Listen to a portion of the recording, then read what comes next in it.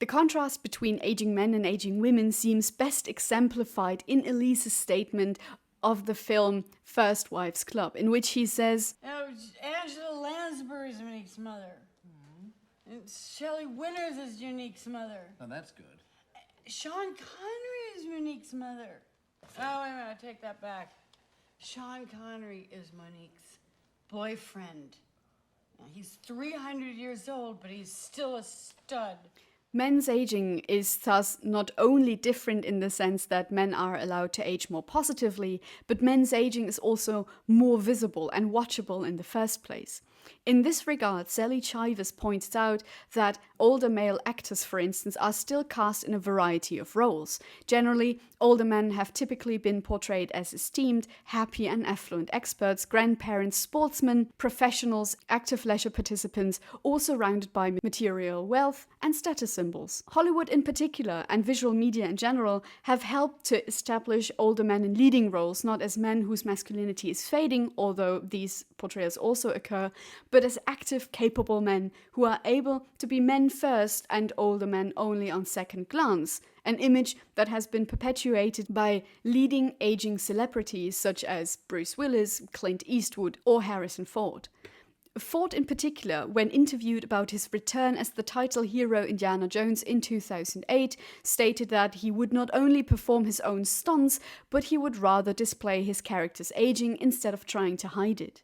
He says, "What astonishes me is that people can't imagine Indiana Jones aging at all. Why expect any character to be frozen in time? The appeal of Indiana Jones isn't his youth, but his imagination, his resourcefulness. His physicality is a big part of it, especially in the way he gets out of tight situations.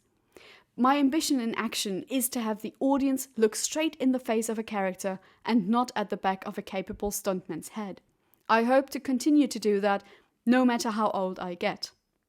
The notion that old can be gold was a recurring feature in the reporting and marketing of this movie, one executive noting quite plainly that he can be old as long as the story isn't. He could be 1,000,000 years old and on crutches, and people will still pay to see him. However, the image of the older man seemingly unconcerned with his own bodily aging, who is still able to play hard and keep up with those younger than himself, is not quite that simple. As Chivers notes, not only do later life masculinities lack diversity, but forms of masculinity portrayed by older men in films are exaggerated and compensatory. Such portrayals implying an underlying fear of male aging that can, however, be staved off by romantic entanglements or by driving or hankering after high-performance vehicles. Moreover, older men are not exempt from the pressures to age successfully. Ford, in preparation for the Indiana Jones role, was reported to having to undergo an excessive fitness regime in order to be able to perform his own stunts. Even if Ford emphasized that the appeal of the character isn't his youth, the simple fact that he had to reenact the physicalities of the much younger Jones and a much younger Ford in order for the character to be recognizable as such speaks to the necessity of older men to act young and thus becoming older but not old. This trend, while certainly sufficiently exemplified in the entertainment industry, has repercussions for older men overall. Of course, men are neither unable to evade the ravages of time, nor are they unable to evade the imperatives of aging successfully or anti-aging products. Yet the associations invoked by male aging or anti-aging products are markedly different. While anti-aging products for women focus on regaining, revitalizing, and retaining youth and women's youthful looks and thus their attractive status, men's products refer to men as active agents who resist or defend their youthfulness against the aging processes. And here, the product naming is of course indicative in the case as men's aging products are sold under names such as Age Active, Force Supreme Youth Architect, Age Defender, or my absolute favorite in this case, Kraftfluid. Moreover, such products focus more on performance, which often extends to what Potts and Tiefer have termed the play hard, stay hard mentality surrounding male aging, a portrayal of aging masculinity that is steeped in Viagra culture, as older men are seen consuming products and services aimed at sustaining or rejuvenating their virility and their sexual engagement, thereby enabling them to age successfully. Even for men, the dominant cultural norm is youthfulness, while aging and seeming to be old are ever more risky for men, who may as a result be found sexually undesirable, socially irresponsible, and culturally invisible. Whereas gerontological studies have largely been based on men's experiences of aging, research on gender in later life has mostly focused on female experiences and has thus mostly ignored aging men. Indeed, few studies have examined old men as men or have attended to masculinity as a research topic. All the while, research on men and masculinities has been largely inattentive to older men. Albeit mentions of aging, age inequalities, intergenerational relationships, disability, illness, care, death, and so on do occur, they usually arise as afterthoughts, usually secondary to matters such as race, class, and ethnicity.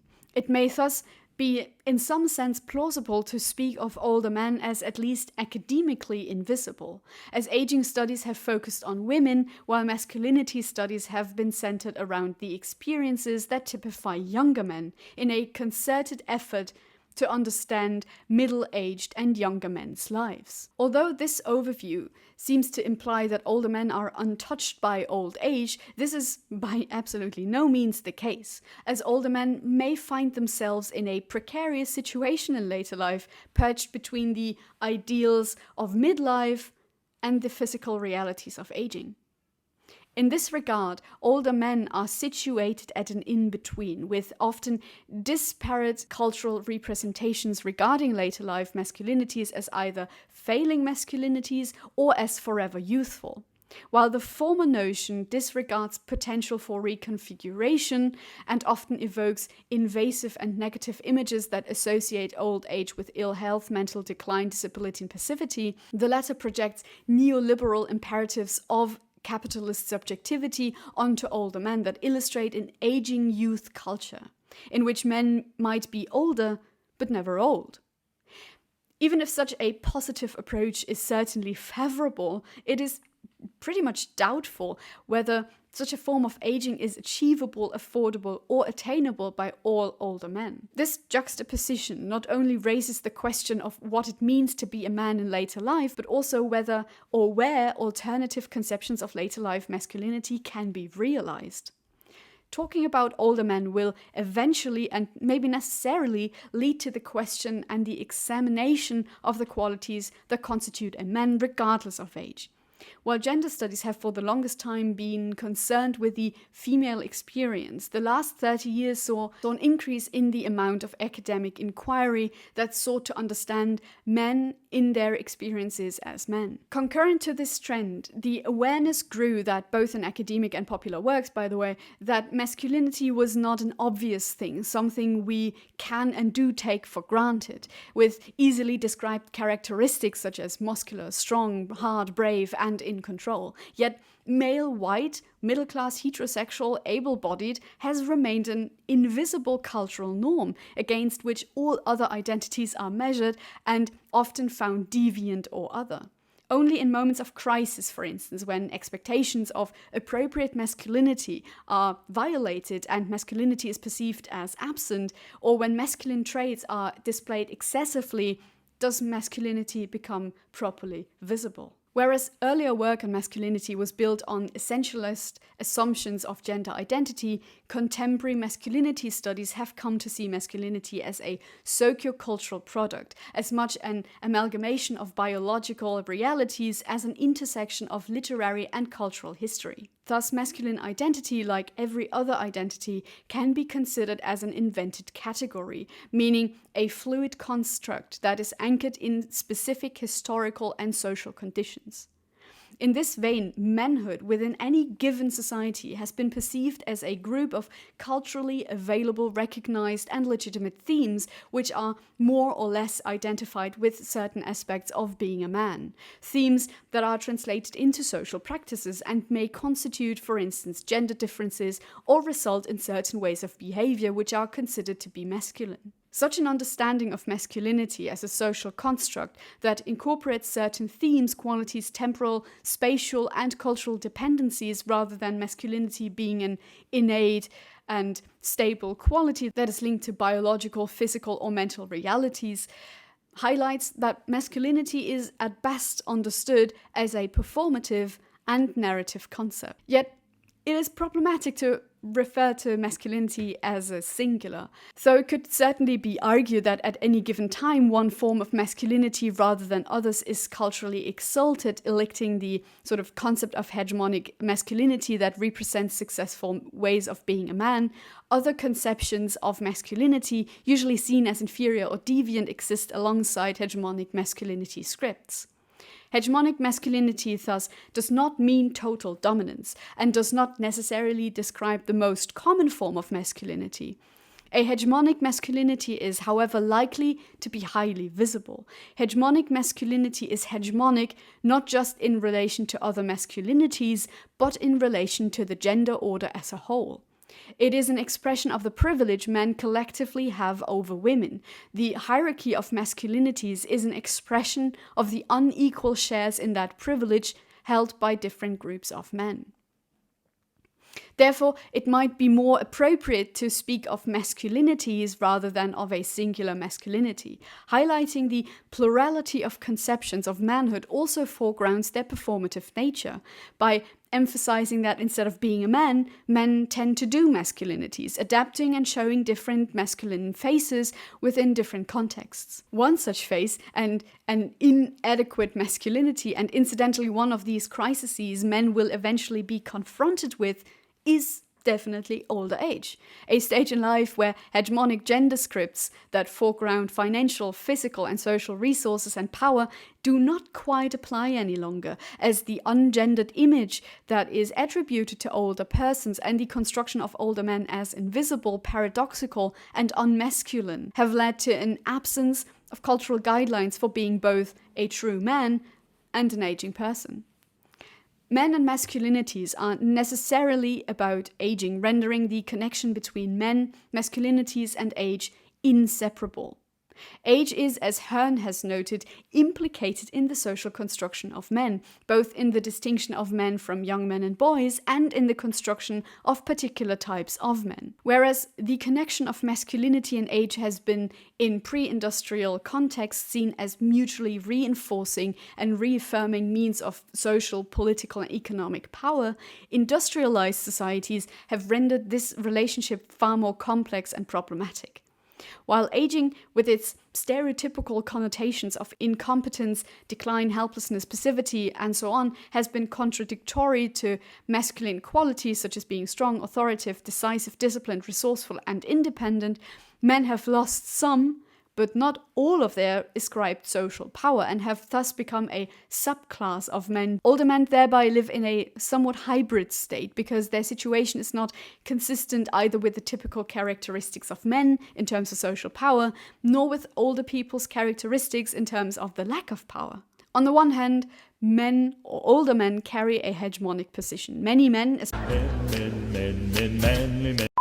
especially heterosexual, white, middle-class, able-bodied, aging men, retain and maintain some of the privileges they have accumulated throughout the life course. For instance, a greater access to occupational pension schemes, the accumulation of resources, or better access to healthcare. And they do so by a complex web of gender relations that often subordinate women and other marginalized men of lesser power. Moreover, the introduction of the so-called third age has paved the way for a new kind of male retiree because of its medicalization of old age and its intertwinement with the concept of successful aging, which is at its core saturated by neoliberal discourses of activity, health, autonomy, and generativity, and equated with low risks of disease, physical functioning, and active engagement with society. By offering a different and positive perspective on aging, the discourse of successful or or positive aging has substituted aging as a disease with a certain kind of agelessness that can be attained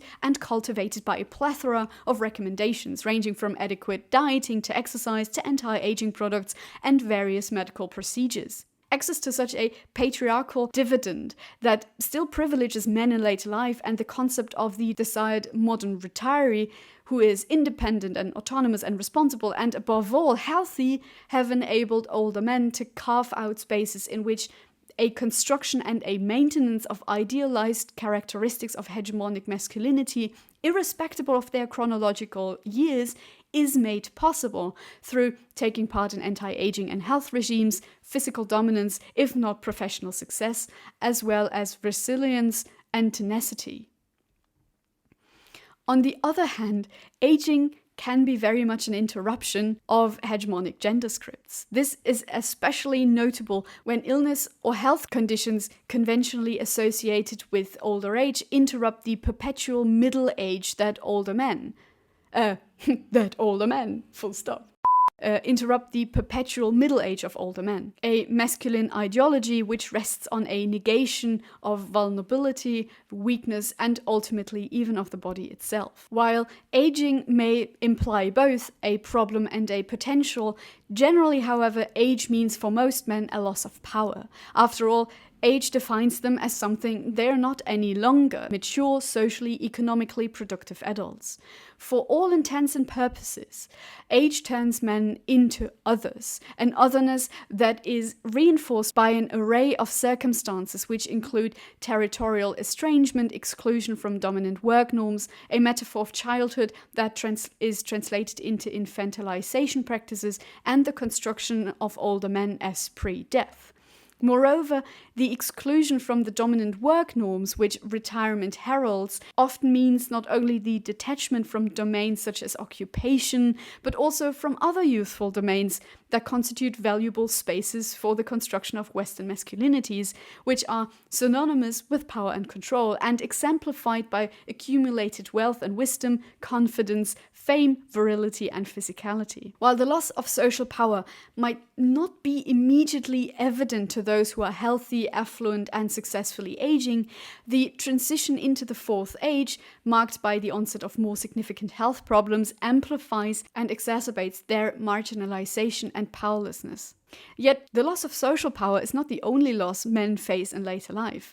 As Lynn Sandberg has noted, later life masculinities have sometimes, with the advent of Viagra, been exclusively constructed around the struggle for and the loss of potency and sexual satisfaction. These conceptions of later life masculinity are understood to be linked to the penis and to the ability to gain and maintain an erection. Thus, impotence or erectile dysfunction is consequently commonly understood as a threat to masculinity.